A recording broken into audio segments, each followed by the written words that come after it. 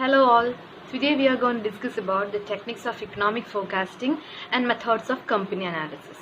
Last class വരെ നമ്മൾ പറഞ്ഞിരുന്നത് fundamental analysis എന്തായിരുന്നു, then what are the factors to be considered while doing a fundamental analysis എന്നൊക്കെയായിരുന്നു നമ്മൾ പറഞ്ഞിരുന്നത്. അപ്പോൾ അവിടെ നമ്മൾ EIC എന്ന് പറഞ്ഞിട്ട് മൂന്ന് അനാലിസിസ് അല്ലെങ്കിൽ മൂന്ന് ഫാക്ടേഴ്സിനെ പറ്റി പറയണ്ടായി. അതായത് economic analysis, industry analysis and company analysis എന്ന് പറഞ്ഞിട്ട്. അപ്പോൾ ഈ മൂന്ന് അനാലിസിസ് ചെയ്യുന്ന നേരത്ത് നമ്മൾ എന്തൊക്കെ വേറെ ഫാക്ടേഴ്സ് കൺസിഡർ ചെയ്യണം എന്നുള്ളത് ഒരു 8 to 12 സബ് ഫാക്ടേഴ്സിനെ പറ്റിയും നമ്മൾ പറയണ്ടായി. സോ ഇത്രയും ഫാക്ടേഴ്സ് നമ്മൾ കൺസിഡർ ചെയ്യുമ്പോൾ അത് ഏതൊക്കെ മെത്തേഡ്സ് യൂസ് ചെയ്തിട്ടാണ് അവരെ അനലൈസ് ചെയ്യുന്നത്, ഏതൊക്കെ ടെക്നിക്സ് യൂസ് ചെയ്തിട്ടാണ് അവരെ ഓരോന്നിനെയും നമ്മൾ അനലൈസ് ചെയ്യണത്, അല്ലെങ്കിൽ ഒരു കൺക്ലൂഷനിലേക്ക് നമുക്ക് അറൈവ് ചെയ്യാൻ പറ്റുന്നതെന്നുള്ളതാണ് നമ്മൾ ഇന്ന് നോക്കാൻ പോകുന്നത്. സോ ഫസ്റ്റ് നമ്മൾ നോക്കുന്നത് ഇക്കണോമിക് അനാലിസിസ് അല്ലെങ്കിൽ ഇക്കണോമിക് ഫോർകാസ്റ്റിംഗ് ചെയ്യുമ്പോൾ ഏതൊക്കെ ടെക്നിക്സ് യൂസ് ചെയ്യണം എന്നുള്ളതും, പിന്നെ കമ്പനി അനാലിസിസ് ചെയ്യുമ്പോൾ ഏതൊക്കെ മെത്തേഡ്സ് യൂസ് ചെയ്യണം എന്നാണ് നമ്മൾ നോക്കുന്നത്. അപ്പോൾ ഈ ഇക്കണോമിക്കും കമ്പനിയും കാണുമ്പോൾ സ്വാഭാവികമായിട്ടും തോന്നും ഇൻഡസ്ട്രിക്ക് അനാലിസിസും ഫോർകാസ്റ്റിംഗ് ടെക്നിക്സും ഒന്നും ഇല്ലെന്ന് നമുക്ക് തോന്നും. ഇൻഡസ്ട്രിക്ക് നമ്മളൊരു ഇൻഡസ്ട്രി ലൈഫ് സൈക്കിൾ മാത്രമേ നമ്മൾ അതിനെപ്പറ്റി പറയുന്നുള്ളൂ.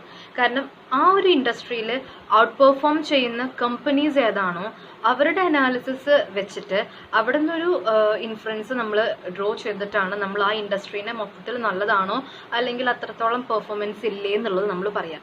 അല്ലാതെ ഇപ്പോൾ ഒരു ബാങ്കിങ് ഇൻഡസ്ട്രി എന്ന് പറയുമ്പോൾ അവിടെ ഒരുപാട് കമ്പനീസ് ഉണ്ട്. അപ്പോൾ ആ ഒരു ബാങ്കിങ് ഇൻഡസ്ട്രിയിൽ ഔട്ട് പെർഫോം ചെയ്യുന്ന കമ്പനീസ് ഏതൊക്കെയാണ്, അല്ലെങ്കിൽ സം ടോട്ടലായിട്ട് ആ ഇൻഡസ്ട്രിയിൽ നല്ലൊരു എന്താ പറയുക മാർക്കറ്റ് വാല്യൂ ആണോ ഉള്ളത്, market value in the sense നല്ലൊരു ഔട്ട്ലുക്ക് ആണോ ഉള്ളതെന്ന് മാത്രമേ നമ്മൾ നോക്കുന്നുള്ളൂ. അല്ലാതെ ഒരു ഇൻഡസ്ട്രിക്ക് സ്പെഷ്യലായിട്ടൊരു ടെക്നിക്കോ മെത്തേഡ്സോ ഒന്നും നമ്മൾ യൂസ് ചെയ്യുന്നില്ല, അങ്ങനെ ഒരു ടേം ഇല്ല.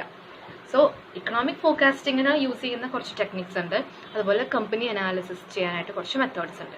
പിന്നെ ഇൻഡസ്ട്രീനെ നമ്മൾ നേരത്തെ ഞാൻ പറഞ്ഞ പോലെ ഒരു ഇൻഡസ്ട്രിയൽ ലൈഫ് സൈക്കിൾ എങ്ങനെയാണ്, അത് എത്ര നാൾ എടുക്കുന്നുണ്ട് അത് ഗ്രോ ചെയ്യാനായിട്ട്, എത്രത്തോളം നാൾ അതിന് മെച്യൂരിറ്റി എന്ന് പറയുന്ന ഒരു സ്റ്റേജ് ഉണ്ട്, എത്രത്തോളം ഒരു ഇൻ്റർവെല്ലോളം അത് മെച്യൂരിറ്റി ആയിട്ട് തന്നെ ഇങ്ങനെ സ്റ്റേബിളായിട്ട് നിൽക്കുന്നുണ്ട്, പിന്നെ എപ്പോഴാണ് അത് ഡിക്ലൈൻ ആകുന്നത്, അങ്ങനെ ഒരു ലൈഫ് സൈക്കിൾ മാത്രമേ നമ്മൾ ഇൻഡസ്ട്രീനെ പറ്റി പറയുള്ളൂ. കമ്പനിക്കും ഇക്കണോമിക് ഫോർകാസ്റ്റിങ്ങിനും ആണ് ടെക്നിക്സും മെത്തേഡ്സും ഒക്കെ നമ്മൾ നോർമലായിട്ട് യൂസ് ചെയ്യാം. സോ നമ്മൾ ടെക്നിക് ഓഫ് ഇക്കണോമിക് ഫോർകാസ്റ്റിംഗ് ആണ് ആദ്യം നോക്കാൻ പോകുന്നത്. അപ്പോൾ ഇക്കണോമിക് ഫോർകാസ്റ്റിങ്ങിന് ഒരുപാട് ടെക്നിക്സ് ഉണ്ട്, പക്ഷെ നമുക്കപ്പോൾ 2 ടെക്നിക്സ് മാത്രമേ ഇവിടെ പ്രൈം ഇമ്പോർട്ടൻ്റ് ആയിട്ട് പഠിക്കാനുള്ളൂ. ഒന്ന് ഇക്കണോമെട്രിക് മോഡൽ ബിൽഡിങ്ങും രണ്ടാമത്തത് ഓപ്പർച്യൂണിസ്റ്റിക് മോഡൽ ബിൽഡിങ്ങും. അപ്പോൾ ഇക്കണോമെട്രിക് മോഡൽ ബിൽഡിങ് ആദ്യം എന്താണെന്ന് നോക്കാം. ഫസ്റ്റ് തിങ് എന്ന് പറഞ്ഞു കഴിഞ്ഞാൽ ഈ 2 ടെക്നിക്സും ഒരു ലെക്ചർ സ്കെഡ്യൂൾ പോലെ പഠിക്കാനായിട്ടല്ല പറഞ്ഞിരിക്കുന്നത്. ആ ഫാക്ടേഴ്സിനെ പറ്റി പറയുമ്പോൾ അതിലൊരു സബായിട്ട് വരുന്ന 2 ടോപ്പിക് ആണെന്നേ ഉള്ളൂ. ബട്ട് സ്റ്റിൽ നമുക്കത് എടുക്കണം എന്നുള്ളത് കൊണ്ട് മാത്രം എടുക്കുകയാണ്. അല്ലാതെ ടെക്നിക്സ് ഓഫ് ഇക്കണോമിക് ഫോർകാസ്റ്റിംഗ് എന്നൊരു ക്വസ്റ്റ്യൻ ചാൻസ് കുറവാണ് നമ്മുടെ സിലബസ് അനുസരിച്ച്. And so econometric model building എന്താണെന്ന് പറഞ്ഞു കഴിഞ്ഞാൽ, ഇക്കണോമെട്രിക്സ് നിങ്ങൾക്ക് എല്ലാവർക്കും അറിയാം, കഴിഞ്ഞ സെമ്മിൽ നിങ്ങൾ ഡീറ്റെയിൽ ആയിട്ട് പഠിച്ചിട്ടുള്ളതാണ്. നമുക്ക് അറിയാം, അതായത് മാത്തമാറ്റിക്കൽ ആൻഡ് സ്റ്റാറ്റിസ്റ്റിക്കൽ ടെക്നിക്സും തിയറീസും യൂസ് ചെയ്തിട്ട് ഒരുപാട് വേരിയബിൾസിൻ്റെ കോംപ്ലക്സ് റിലേഷൻഷിപ്സും അവർ തമ്മിലുള്ള ഇൻ്റർ റിലേഷൻഷിപ്സും അവർ തമ്മിലുള്ള കോറിലേഷൻസും റിഗ്രഷൻസും ഒക്കെ കണ്ടുപിടിക്കുന്ന ഒരു മോഡൽ, ഒരു ഡിസിപ്ലിനാണ് ഇക്കണോമെട്രിക്സ് എന്ന് പറയുന്നത്. ഇപ്പോൾ ഇവിടെ നമ്മൾ ഇൻഡിപെൻഡൻ്റ് ആൻഡ് ഡിപ്പെൻഡൻറ്റ് വേരിയബിൾ എന്ന് പറഞ്ഞാൽ നിങ്ങൾക്കറിയാം, ഒന്നിനെ ഡിപ്പെൻഡ് ചെയ്ത് കിടക്കുന്നതാണ് ഡിപ്പെൻഡൻറ്റ് വേരിയബിൾ, അതുപോലെ ഇൻഡിപെൻഡൻ്റ് ആയിട്ട് നിൽക്കുന്നതാണ് ഇൻഡിപെൻഡൻറ്റ് വേരിയബിൾ എന്ന് പറയുന്നത്. ഇപ്പോൾ ഫോർ എക്സാമ്പിൾ നമ്മൾ പറയുകയാണെന്നുണ്ടെങ്കിൽ നമ്മുടെ ഇക്കണോമിക് അനാലിസിസ് നമ്മൾ പറഞ്ഞു, അതിൽ അഗ്രികൾച്ചർ എന്ന് പറയുന്ന ഒരു ഫാക്ടർ എങ്ങനെയാണ് ഇൻവെസ്റ്റ്മെൻറ്റിന് ഹെൽപ്പ് ചെയ്യുന്നത്, അല്ലെങ്കിൽ അഥവാ ഇൻവെസ്റ്റ്മെൻറ്റ് ചെയ്യുമ്പോൾ നമ്മൾ അഗ്രികൾച്ചർ ആ ഇക്കോണമിയിലത്തെ അഗ്രികൾച്ചറൽ ഗ്രോത്ത് എത്രത്തോളം ഉണ്ടെന്ന് നമ്മൾ ഒന്ന് നോക്കുമെന്ന് നമ്മൾ അവിടെ ഒരു സബ് ഫാക്ടേഴ്സ് പഠിച്ചു പറഞ്ഞതാണ്. അപ്പോൾ അഗ്രികൾച്ചർ എന്ന് പറയുന്ന ഫാക്ടറിനെ ഡിപ്പെൻഡ് ചെയ്തിട്ടാണ് നമ്മുടെ ഇൻവെസ്റ്റ്മെൻ്റ് എന്ന് പറയുന്ന ആ ഒരു പ്രോസസ്സ് കിടക്കുന്നത്. അപ്പോൾ അഗ്രികൾച്ചർ എന്ന് പറയുന്ന ഫാക്ടറിനെയാണല്ലോ ഇൻവെസ്റ്റ്മെൻറ്റ് ഡിപ്പെൻഡ് ചെയ്യുന്നത്. അപ്പോൾ ഡിപ്പെൻഡ് ചെയ്ത് നിൽക്കുന്ന ഫാക്ടറാണ് ഡിപ്പെൻഡൻറ്റ് വേരിയബിൾ. ഇവിടെ നമ്മുടെ എക്സാമ്പിളിൽ ഇൻവെസ്റ്റ്മെൻ്റ് ആണ് ഡിപ്പെൻഡൻറ്റ് വേരിയബിൾ. ഓക്കെ, ഇൻഡിപെൻഡൻ്റ് ആയിട്ട് നിൽക്കുക എന്ന് പറഞ്ഞാൽ ആരാണോ തന്നെ ഡിപ്പെൻഡ് ചെയ്യുന്നത്, അല്ലെങ്കിൽ ഞാൻ സ്വതന്ത്രമായി നിൽക്കുന്ന വേരിയബിളാണ് ഇൻഡിപെൻഡൻറ്റ് വേരിയബിൾ. നമ്മുടെ എക്സാമ്പിൾ പറയുമ്പോൾ അത് അഗ്രികൾച്ചറാണ് ഇൻഡിപെൻഡൻറ്റ് വേരിയബിൾ. ഓക്കെ, അപ്പം ഈ അഗ്രികൾച്ചറും ഇൻവെസ്റ്റ്മെൻറ്റും തമ്മിലുള്ള, അതായത് ഈ അഗ്രികൾച്ചർ എന്ന് പറയുന്ന ഇൻഡിപെൻഡൻറ്റ് വേരിയബിളും ഇൻവെസ്റ്റ്മെൻറ്റ് എന്ന് പറയുന്ന ഈ ഡിപ്പെൻഡൻറ്റ് വേരിയബിളും തമ്മിലുള്ള റിലേഷൻഷിപ്പ് നോക്കുക എന്നുള്ളതാണ് ഇക്കണോമെട്രിക് മോഡൽ ബിൽഡിങ്ങിൽ ചെയ്യുന്നത്. ആ റിലേഷൻഷിപ്പ് നമുക്കിപ്പോൾ ഏത് തരത്തിലുള്ള റിലേഷൻഷിപ്പ് ആണോ വേണ്ടത്, അതായത് അവർ തമ്മിലുള്ള കോറിലേഷൻ പോസിറ്റീവ് ആണോ നെഗറ്റീവ് ആണോ ലീനിയർ ആണോ സിമ്പിൾ ആണോ മൾട്ടിപ്പിൾ ആണോ, എന്ത് തരത്തിലുള്ള കോറിലേഷനാണ് അവർ തമ്മിലുള്ളത് എന്നാണ് അറിയുന്നതെങ്കിൽ നമുക്ക് കോറിലേഷനിലേക്ക് പോകാം. അല്ല നമുക്ക് അവർ തമ്മിലുള്ള ഫങ്ഷണൽ റിലേഷൻഷിപ്പാണ് അറിയണതെങ്കിൽ റിഗ്രഷൻ ഫങ്ഷണൽ റിലേഷൻഷിപ്പാണ് അറിയാലോ. അപ്പോൾ അവർ തമ്മിലുള്ള ഫങ്ഷണൽ റിലേഷൻഷിപ്പാണ് അറിയേണ്ടതെങ്കിൽ, അതായത് ഒരെണ്ണത്തിന് ഒരു മാറ്റം വരുമ്പോൾ മറ്റതിന് എത്രത്തോളം മാറ്റം വരുന്നു എന്നാണ് അറിയേണ്ടതെങ്കിൽ റിഗ്രഷനിലേക്ക് പോകാം. അല്ല എന്താണോ അവർ തമ്മിലുള്ള ഇൻ്റർ റിലേഷൻഷിപ്പ് അറിയേണ്ടത്.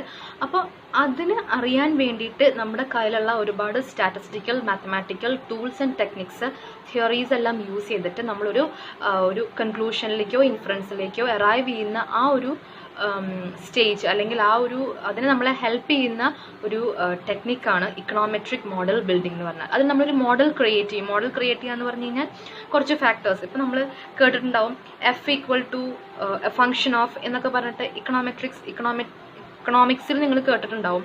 ചിലപ്പോൾ ഇനിയിപ്പോൾ ഇൻ്റർനാഷണൽ ട്രേഡൊക്കെ പഠിക്കുമ്പോൾ അതിൽ വരും എ ഫങ്ഷൻ ഓഫ്. ഇപ്പോൾ കുറച്ചുകൂടി നന്നായി പറയുകയാണെന്നുണ്ടെങ്കിൽ നാഷണൽ ഇൻകം കണ്ടുപിടിക്കാനായിട്ടോ അല്ലെങ്കിൽ പെർ ക്യാപിറ്റ ഇൻകം കണ്ടുപിടിക്കാനൊക്കെ ആയിട്ടോ എന്തെങ്കിലും ഒരു ഫോർമുല വരികയാണെന്നുണ്ടെങ്കിൽ national income F function of എന്നൊക്കെ പറഞ്ഞിട്ട് കേട്ടിട്ടുണ്ടാവും. അപ്പോൾ അങ്ങനെ ഒരു റിലേഷൻഷിപ്പ്, അങ്ങനെ ഒരു മോഡൽ ബിൽഡ് ചെയ്തിട്ടായിരിക്കും ഇക്കണോമെട്രിക്സ് എന്ന് പറയുന്ന ആ ഒരു ഡിസിപ്ലിൻ നമ്മളെ സഹായിക്കുന്നത്.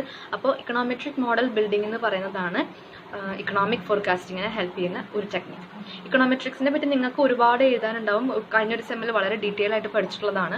അപ്പോൾ അതിൽ ജസ്റ്റ് ക്രക്സ് ആയിട്ടുള്ള ഒരു ഭാഗം മാത്രം, വളരെ ക്യാപ്സ്യൂൾ ആയിട്ടുള്ളൊരു ഭാഗമാണ് ഞാനതിൽ ഇൻക്ലൂഡ് ചെയ്തിട്ടുള്ളൂ. അപ്പോൾ എങ്ങാനും ക്വസ്റ്റ്യൻ വരികയാണെന്നുണ്ടെങ്കിൽ കുറച്ചും കൂടെ അതിലെ പോയിന്റ്സും കൂടി കുറച്ചും കൂടി ആഡ് ചെയ്തിട്ട് കുറച്ചുകൂടെ നന്നായിട്ട് അട്രാക്റ്റീവായിട്ട് ആൻസർ പ്രസൻറ്റ് ചെയ്യാം. ഓക്കെ, ദെൻ നെക്സ്റ്റ് പറയുന്നത് ഓപ്പർച്യൂണിറ്റിസ്റ്റിക് മോഡൽ ബിൽഡിംഗ് എന്നാണ്.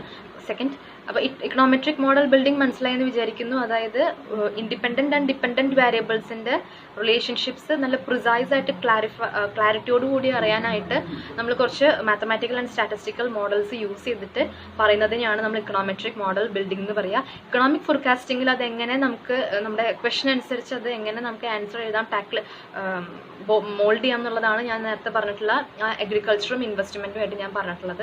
ഇതുപോലെ വേറെ ഏതെങ്കിലും ഫാക്ടേഴ്സായിട്ട് റിലേറ്റ് ചെയ്തിട്ട് എഴുതാവുന്നതാണ്. അപ്പോൾ ഇതാണ് ഇക്കണോമെട്രിക് മോഡൽ ബിൽഡിംഗ്. മനസ്സിലായെന്ന് വിചാരിക്കുന്നു. ഇത് അറിയും എന്നുള്ളതുകൊണ്ടാണ് ഞാൻ ഇത്തിരി സ്പീഡിൽ പോണത്. Next thing is opportunistic model building. Opportunistic model building എന്ന് പറഞ്ഞു കഴിഞ്ഞാൽ ഇതിനെ it's also known as GNP model building or sectoral analysis എന്ന് പറയും. This initial estimate takes into consideration the prevailing economic environment such as existing tax rates, interest rates, rate of inflation and other economic and fiscal policies of the government. അതിനകത്ത് ഞാനൊരു പറഞ്ഞു national income എന്ന് പറയുന്നൊരു concept പറഞ്ഞു. അപ്പോൾ ഈ national income കോൺസെപ്റ്റൊക്കെ GNP, GDP, NNP, factor cost എന്നൊക്കെ പറയുന്ന ഒരുപാട് വൈഡ് ആയിട്ടുള്ള കുറച്ച് കോൺസെപ്റ്റ്സ് ഒക്കെ വെച്ചിട്ടാണ് നമ്മൾ ഒരു നാഷണൽ ഇൻകം കണ്ടുപിടിക്കുക. അപ്പോൾ ഈ ഓപ്പർച്യൂണിസ്റ്റിക് മോഡലും അങ്ങനെ ഒരുപാട് ഫാക്ടേഴ്സ്, അതായത് ഇപ്പോൾ ഒരു എൻവയോൺമെൻറ്റിൽ എക്സിസ്റ്റ് ചെയ്യുന്ന tax, interest rate, rate of inflation, അതുപോലെ ഫിസിക്കൽ പോളിസീസ്, അങ്ങനെ ഒരുപാട് കാര്യങ്ങൾ കൺസിഡർ ചെയ്തിട്ട് ചെയ്യുന്നതിനെയാണ് നമ്മൾ കൺസിഡർ ചെയ്തിട്ട് ഒരു മോഡൽ ഉണ്ടാക്കി അതിൽ നിന്നും നമുക്കൊരു കൺക്ലൂഷൻ അറൈവ് ചെയ്യാൻ വേണ്ടി യൂസ് ചെയ്യുന്ന ഒരു ടെക്നിക്കാണ്, ഇക്കണോമിക് ടെക്നിക്കാണ് ഓപ്പർച്യൂണിസ്റ്റിക് മോഡൽ ബിൽഡിംഗ് എന്ന് പറയുന്നത്. അപ്പോൾ ഇവിടെ നമുക്കിപ്പോൾ ഇക്കണോമിക് അനാലിസിസ് ചെയ്യുമ്പോൾ ഇൻട്രസ്റ്റ് റേറ്റും അതുപോലെ ടാക്സ് റേറ്റും ഇൻഫ്ലേഷനും ഒക്കെ ഒരുപാട് ചേർന്ന് കിടക്കുന്ന ടേംസ് ആണ്. അപ്പോൾ കുറച്ചും കൂടെ നന്നായിട്ട് നമുക്ക് ഇക്കണോമിക് അനാലിസിസ് ചെയ്യാൻ പറ്റുന്ന ഒരു ടെക്നിക്കാണ് ഓപ്പർച്യൂണിസ്റ്റിക് മോഡൽ ബിൽഡിംഗ് എന്ന് പറയുന്നത്. അപ്പോൾ ഈ രണ്ട് ടെക്നിക്സാണ് നമ്മൾ ഇക്കണോമിക് ഫോർകാസ്റ്റിങ്ങിന് വേണ്ടിയിട്ട് യൂസ് ചെയ്യുക. ഏറ്റവും കുറച്ചുകൂടെ നന്നായിട്ട് പ്രൈം ഇമ്പോർട്ടൻ്റ് ആയിട്ട് നമ്മൾ യൂസ് ചെയ്യുക. വേറെ ഒരുപാട് ടെക്നിക്സുകളുണ്ട്, പക്ഷെ നമ്മുടെ ഇപ്പോഴത്തെ ഒരു സിലബസിൽ നമുക്ക് അതിനെപ്പറ്റി പറയാനില്ല. ഇപ്പോൾ രണ്ട് ടെക്നിക്സാണ് ഇക്കണോമെട്രിക് മോഡൽ ബിൽഡിങ്ങും ഓപ്പർച്യൂണിസ്റ്റിക് മോഡൽ ബിൽഡിങ്ങും. പക്ഷെ നിങ്ങളുടെ അറിവിലേക്ക് ഞാൻ പറയുകയാണ് anticipatory model building, indicator approach എന്നൊക്കെ പറഞ്ഞിട്ട് കുറച്ചും കൂടെ ടെക്നിക്സ് ഉണ്ട്. അപ്പോൾ അതൊന്ന് അറിഞ്ഞു വയ്ക്കുക. നമുക്ക് എക്സാമിന് അത് ആവശ്യമില്ല, ഈ 2 ടോപ്പിക്കേ ഉള്ളൂ.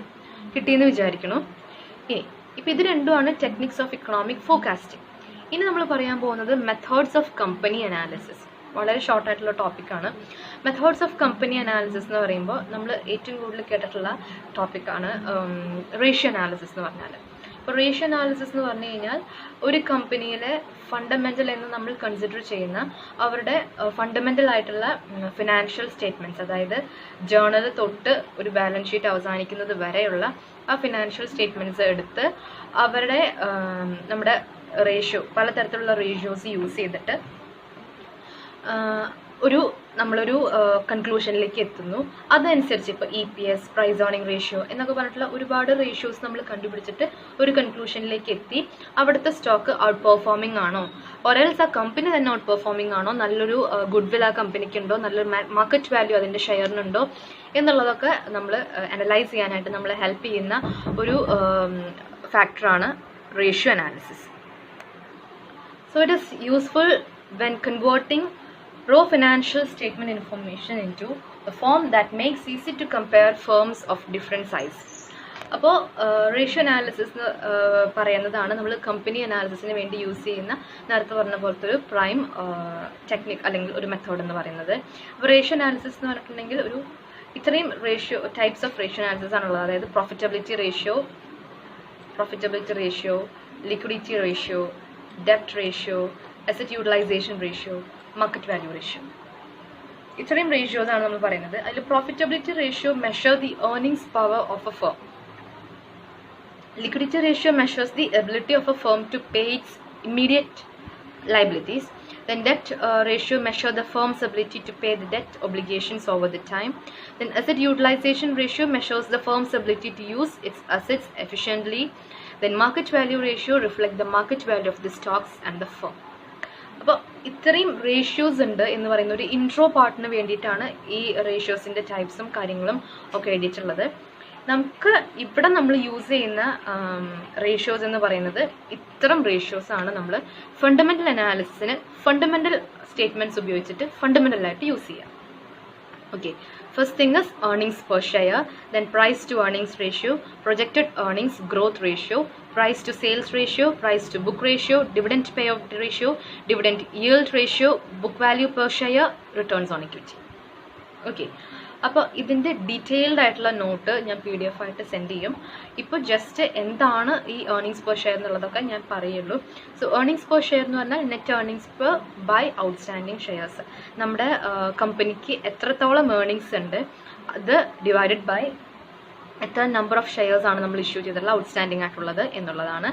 അത് നമ്മൾ കാൽക്കുലേറ്റ് ചെയ്യുക. അപ്പോൾ നമുക്ക് ഏർണിങ്സ് പെർ ഷെയർ കിട്ടും. അപ്പോൾ ഏർണിങ്സ് പെർ ഷെയർ എന്ന് പറഞ്ഞു കഴിഞ്ഞാൽ ഒരു ഷെയർമേൻ നമുക്ക് കിട്ടുന്ന ഏർണിങ്സ് ആണ് നമ്മൾ നോക്കുന്നത്. അത് ജെനുവിൻ ആണോ അല്ലെങ്കിൽ നമുക്ക് സാറ്റിസ്ഫൈഡ് ആണോ എന്നുള്ളത് നോക്കുക. എന്നിട്ടാണ് നമ്മൾ ആ കമ്പനിയുടെ പെർഫോമൻസിനെ പറ്റിയിട്ട് ഇവാലുവേറ്റ് ചെയ്യുക. അങ്ങനെ ഇവാലുവേറ്റ് ചെയ്യാനുള്ള ആദ്യത്തെ റേഷ്യോ അല്ലെങ്കിൽ ഒരു റേഷ്യോ എന്ന് പറയുന്നതാണ് EPS, earnings per share. Next ratio is price to earnings ratio, that is stock price by EPS. stock price per by EPS. Then next thing is stock price divided by നമ്മൾ നേരത്തെ ഇവിടെ ചെയ്തിട്ട് കിട്ടിയിട്ടുള്ള answer ഇവിടെ divide ചെയ്യുക. അപ്പോൾ നമുക്ക് stock price by EPS കിട്ടും. Then projected earnings growth ratio എന്ന് പറഞ്ഞാൽ price earning ratio divided by projected growth in earnings. ഞാൻ ജസ്റ്റ് ഫോർമുല പറഞ്ഞു പോകുന്നേ ഉള്ളൂ. Then price to sales ratio എന്ന് പറയുമ്പോൾ market capitalization divided by revenue. Price to book ratio means share price by book value per share. Then dividend payout ratio means dividend per share by EPS. Dividend yield ratio, annual dividend per share by stock price per share. Then book value per share means asset minus liability by number of shares. Another.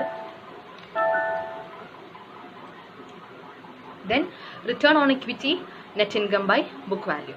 അപ്പോൾ ഇതൊക്കെയാണ് നമ്മൾ ratio അനാലിസിസിൽ fundamental tools fundamental അനാലിസിസിൽ നമ്മൾ use ചെയ്യുന്ന tools. ഇത്രയും ഈ പറഞ്ഞിട്ടുള്ള ഈ 9 tools ആണ്. ഇത് ഞാൻ പറഞ്ഞല്ലോ നമുക്ക് ടൂൾസ് ഓഫ് ഫണ്ടമെന്റൽ അനാലിസിസ് എന്ന് പറഞ്ഞൊരു പോർഷനായിട്ടോ അല്ലെങ്കിൽ ഒരു ഷെഡ്യൂളായിട്ടോ തന്നിട്ടുള്ളതല്ല. ഫാക്ടേഴ്സിൻ്റെ കൂടെ ബ്രാക്കറ്റഡ് ആയിട്ട് തന്നിട്ടുള്ളതാണ്. പക്ഷെ എന്നാലും നമ്മളൊന്ന് പറയണമല്ലോ, ഇനിയിപ്പോൾ എങ്ങാനും ക്വസ്റ്റ്യൻ വന്നാൽ അറിയണമല്ലോ എന്ന് വിചാരിച്ചിട്ട് ഞാൻ പറഞ്ഞേ ഉള്ളൂ. ആകെ നിങ്ങൾക്കറിയാം, ആകെ ഓൺലി 6 slides ആണ് ഇതിനെപ്പറ്റി പറയുന്നുള്ളൂ. ഇമ്പോർട്ടൻസ് കൊടുക്കരുത് എന്നല്ല ഞാൻ പറയുന്നത്, വളരെ ഇമ്പോർട്ടൻ്റ് ആയിട്ടുള്ള ഭാഗം തന്നെയാണ്. പക്ഷെ നമ്മുടെ സിലബസിൻ്റെ ഷെഡ്യൂൾ അനുസരിച്ച് ഇത് ഫണ്ടമെന്റൽ അനാലിസിസിൻ്റെ ടെക്നിക്സ് എന്ന് പറഞ്ഞിട്ട് ചെറിയൊരു ബ്രാക്കറ്റഡ് ഭാഗമാണ്. അപ്പോൾ അതുകൊണ്ട് തന്നെ കണ്ടില്ലേ, 2 എണ്ണമൊക്കെ നമുക്ക് പറയാനുള്ളൂ ആകെ. അപ്പോൾ ഇത് നോക്കുക, ഇത് ഞാൻ കിട്ടിയെന്ന് വിചാരിക്കുകയാണ്. എന്തെങ്കിലും ഡൗട്ട് എവിടെയെങ്കിലും ഉണ്ടെന്നുണ്ടെങ്കിൽ feel free to ask. So thank U.